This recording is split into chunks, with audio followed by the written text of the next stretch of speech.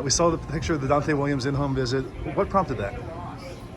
He really just reached out to me like, the day of, like, I'm coming out. I was like, perfect. Come out. We had a really great conversation with my family and I. The conversation really flowed well. I mean, I'm really comfortable with Coach Dante, really. So, he came over and it was just like family meeting again. So, it was a great conversation. What kind of stuff did you cover? What was the highlight? Really wasn't even football. It was really just, what to expect when I get like life lessons and stuff like that, what to expect when I get to college and stuff. So, it was really stuff like that. So now it's, more of when I get there versus like if I get there. So it's like basically like the conversation is getting more serious and more to the point now.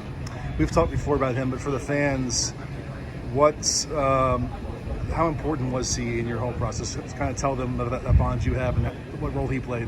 Coach Dante played a big role in my decision to go into USC. Really, just him staying on the staff, knowing that I got someone that I can relate to on that staff, and I've had a close relationship with, and just knowing how comfortable I am with him, knowing that he's there for me, and coaching me is like really big for me. When you look at the depth chart, it's been clearing out the last month. Lincoln Riley said it was going to turn over a bunch. The secondary in particular is really getting thin and turned over. What opportunity do you see for yourself immediately? I feel like, it's like a perfect opportunity for me to go in there and make an impact, really. Like you said, some guys have, left and some guys are joining, but I feel like with the new coaching staff coming, everyone has an even playing field, so I feel like I can go in there and have an opportunity to do something. Is there a specific safety spot that you think you're going to be started out at? My main position they're talking to me about is free safety, so that's kind of what I do right now, so it's the same thing, and it's not really much of a position change for me, so it's free safety. Have you gotten to know Coach Grinch and this defense even better since you signed last month? And have you had more conversations with him? Yeah, so we're going to get more into it after this week, actually, but I've actually already got the playbook and stuff like that and some of the main calls, so I feel like that's even going to help me even more for when I get out there and join. What was your first reaction to seeing the playbook? It's football, everybody cover two is cover two, cover three is cover three. Sure. Everyone has, different terminology and stuff like that, but that's just the biggest thing I gotta do is memorize the terminology and stuff like that. But football is football and defense is defense, so I feel like I can definitely get a hold of it when it's time to come. Well, you're out here in Hawaii for the week. What do you want to show or get done during this Polynesian Bowl experience? Basically, just, go out here and show what I can do and show my talents, make the best memories I can with his teammates and stuff like that I'm about to have.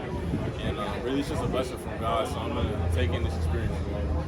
When we last talked in Vegas when you signed, your brother hadn't yet, but obviously we all kind of knew what was going to happen. Yeah. But I didn't get to really ask you about him. Give me your scouting report of Zachariah and what makes him special. I feel like he's the best receiver in the country, really, and I can stand on that, really.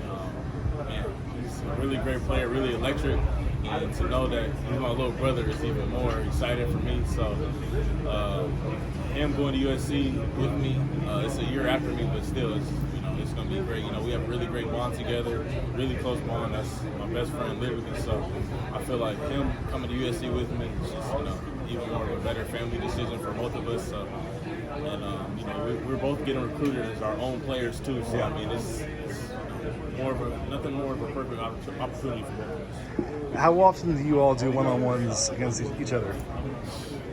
Every day at practice we went together. Did you really? Yeah. So I'm always guarding him every day. So every time we can, we do one-on-ones. Practice. Whenever we're training, we actually do one-on-ones. We actually go against each other. So whenever I can go against him, it's the best person to go against. So he knows all your tendencies. You know all his tendencies. How do those battles go between you two? It goes back and forth, really. A lot of competition between both of us, really, just because of both competitive nature we have. But it just helps us get better by the way we push each other, and then it's all love after. Well, just lastly, recruiting class transfers. A lot's happening. How much do you follow all the buzz about? Is this guy going to come in and see the next one? How plugged in are you to all that?